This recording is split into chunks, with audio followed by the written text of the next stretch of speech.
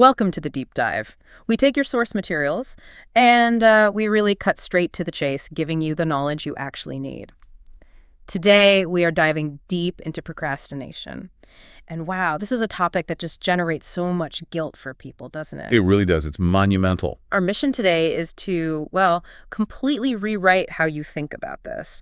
Forget that old idea that you procrastinate because you're lazy or maybe broken or you just don't have enough willpower. Yeah, that's just not it. We're here to tell you, based on what we've reviewed, that's basically a myth.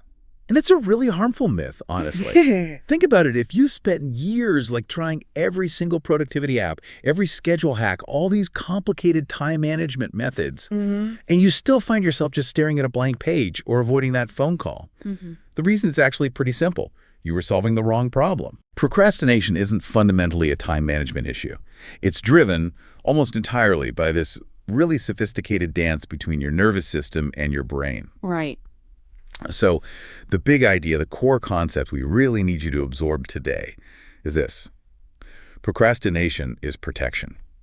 Exactly. It's your body and brain doing precisely what they've been wired to do for, well, millennia. That's absolutely right. And so today we're going to unpack the sort of evolutionary neuroscience behind this. It's really a defense mechanism. Okay. We'll reveal those secret subconscious fears that are often running the whole show behind the scenes. And then, crucially, we'll give you an actual step-by-step cure. And this isn't just motivation. Right? No, not a motivational speech. This is a concrete 5-step process. And it's designed specifically to engineer a visceral feeling of safety in your body. Safety. Interesting. Yeah, because when your body feels safe, the brakes just naturally come off. Action suddenly becomes possible, even easy. Okay, let's get into that mechanism then. We have to start with the amygdala. Tell us about this internal security guard. Right, the amygdala. So it's part of the limbic system, that older, more primitive part of the brain. Sometimes people call it the reptilian brain. The survival brain, exactly. Its primary job, its only job, really, developed hundreds of millions of years ago, is super simple. Scan the environment constantly for threats and keep you alive. And it doesn't use logic. No logic whatsoever. Yeah. Just instinct. It couldn't care less about your quarterly report or that important email. It only cares about survival. Pure and simple. And this is where things get tricky in modern life, isn't it? Our ancient wiring kind of clashes violently sometimes with our modern world. Massively, yeah. Our ancestors might have genuinely faced, a saber-toothed tiger. A real immediate threat. But we're reacting to completely different kinds of predators now, like the expectation of high performance or public speaking or even just posting something online. Precisely. So when you sit down to start that huge project or maybe launch that new business idea you have, or even just write something vulnerable, the amygdala doesn't really distinguish the threat level accurately. It just sees danger. It sees unknown territory, high stakes, potential failure, potential judgment, and it interprets all of that as basically an existential risk. It just lights up like a Christmas tree, like a warning beacon screaming, "Warning, potential threat. Stop this human immediately." Wow. Okay, how fast does that response actually kick in? Because sometimes I feel totally fine, even motivated, right up until the second my fingers hover over the keyboard. It's instantaneous. Yeah. And it's subconscious. You don't even realize it's happening initially. The moment the brain registers that task as high stakes or potentially risky, bam, that alarm goes off. And then what happens in the body? Well, the body gets flooded with cortisol and adrenaline, the stress hormones. But here's the critical part for procrastination. The blood flow to your prefrontal cortex is significantly reduced. The thinking part of the brain. Yeah, the part responsible for executive function, logic, planning, decision-making, impulse control, all the stuff you need to actually do the task. Wait, hang on. So my brain is physically making me dumber, or at least less capable, when I'm anxious about starting something? That's a blunt way to put it, but yeah, essentially. Okay, that explains why suddenly I might feel confused or just overwhelmingly tired, even if I slept well. You got it. You're not tired because you genuinely need sleep in that moment. Yeah. You're tired because your nervous system is actively rerouting energy towards survival mode. Fight, flight, or freeze. Freeze, yeah. And that leaves your cognitive function impaired. Your ability to organize complex thoughts, to prioritize, to analyze, it just plummets. And that results in the stalling behavior we all recognize. Or the sudden urgent need to clean the kitchen. Or get a snack you don't really need. Or the classic modern one, doom scrolling social media. Ah, the doom scroll. Why is that the go-to avoidance strategy for so many of us? Well, think about it. It's super low effort, right? It provides high novelty, constant little dopamine hits. And crucially, It requires zero perceived risk from the brain's perspective. Your brain is essentially saying, look, I cannot handle the complex perceived threat of writing this proposal right now, but I can definitely handle processing these easy, low-stakes, novel bits of information on this phone. So you're not really avoiding the task itself, like the proposal or the workout? No, you are actively, physically avoiding the feeling underneath it. The fear, the overwhelm, the anxiety, that's the real thing you're dodging. That completely flips the script. It means procrastination isn't a character flaw, it's a biological response. Exactly. You're avoiding the emotion, not the action. And this also means that those super high performers, the sources mention NFL athletes, CEOs of huge companies, they aren't necessarily using some secret productivity hack we don't know about. Not usually, no. They've likely, consciously or unconsciously, found ways to manage this internal safety mechanism. They don't need another efficiency app. They need safety. They need their system, their body, to trust that the action they're about to take is safe, that it won't kill them, metaphorically speaking. And the fear. It's always going to be loud, isn't it? Oh yeah. Fear screams, inspiration whispers. That saying is biologically accurate. Fear's purpose is protection, so it gets priority signaling. It's designed to be loud and interruptive. So the goal isn't to eliminate fear entirely. No, you can't. The goal is to teach the nervous system, through experience, that this specific activity, launching the thing, writing the chapter, making the call, is not actually fatal. It's survivable. Okay. So if we accept we aren't lazy, and we know our brain is kind of hijacking us with these defense mechanisms, what are the specific fears lurking underneath, the subconscious ones that trigger this whole meltdown? Let's name them. Yeah, let's get specific. The sources we looked at consistently point to a few core narratives. The big two are definitely the fear of failure and the fear of judgment or rejection. Okay, failure and judgment. What else? Then there's a really pervasive fear of not being good enough, just sort of fundamentally. And also, interestingly, the fear of being seen. Fear of being seen, like fear of success. Yeah, it sounds counterintuitive, right? But success often means big changes, more visibility, higher stakes, which the nervous system can register as dangerous new territory. So yeah, fear of success is real, and it often looks like procrastination.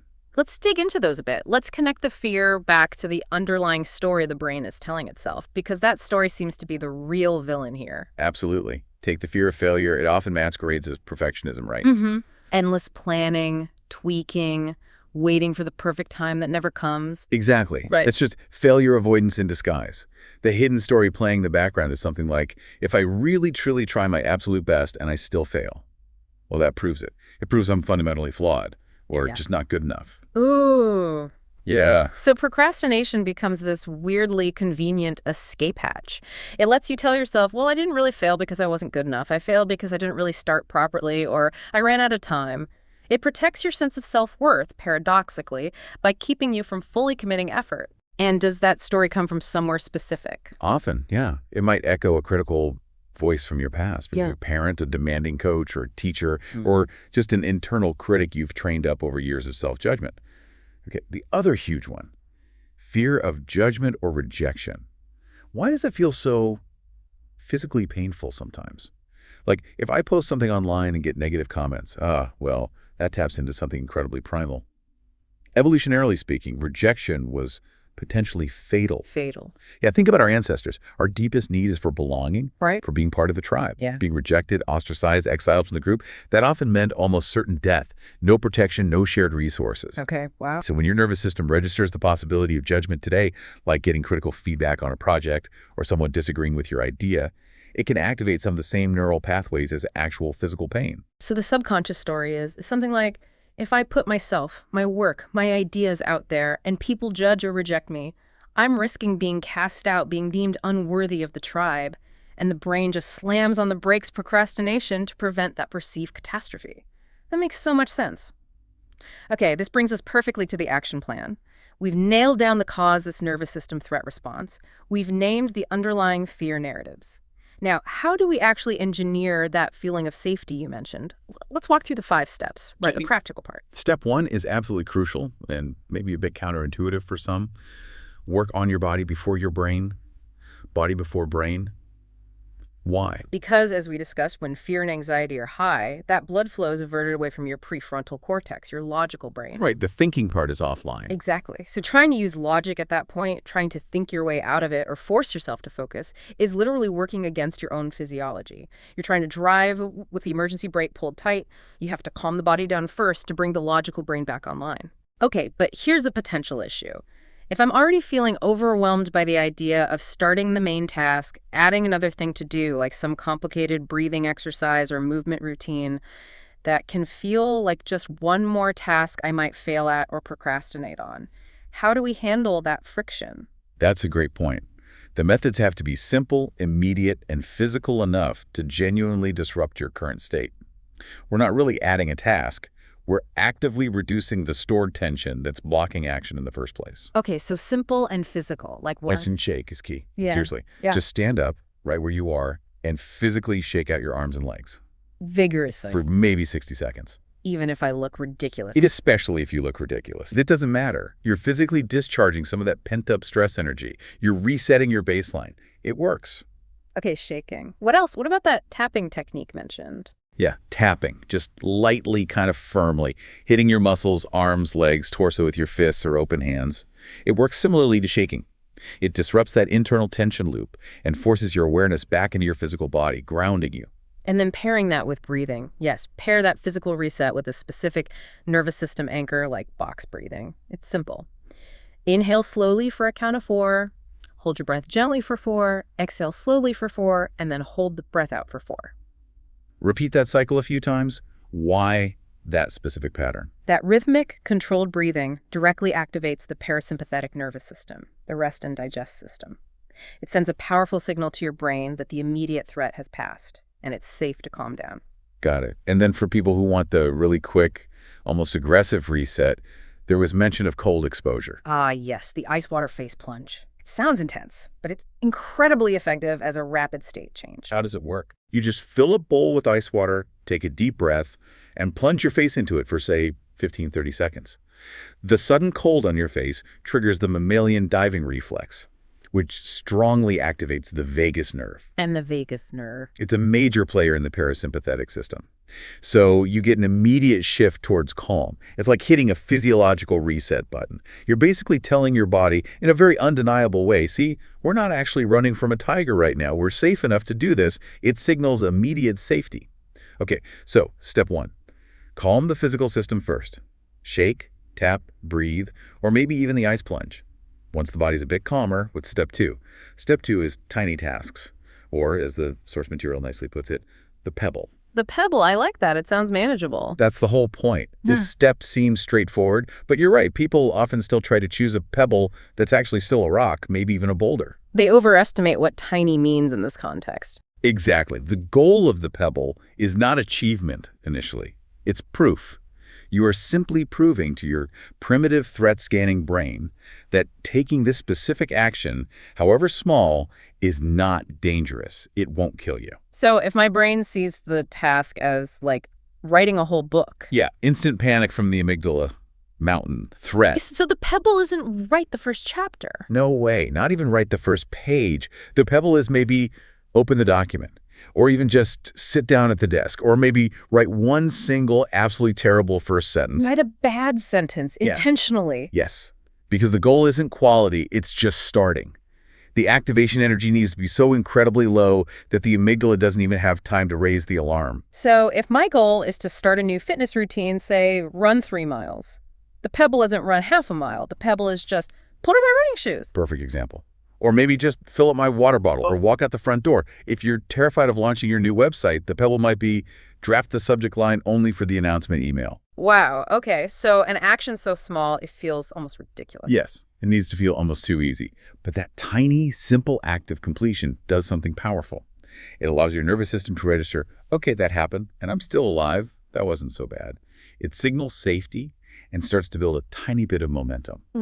Okay, body calmed, tiny action taken, momentum potentially starting. Now we go back inside, right? Step 3, name the fear and disarm the story. Exactly.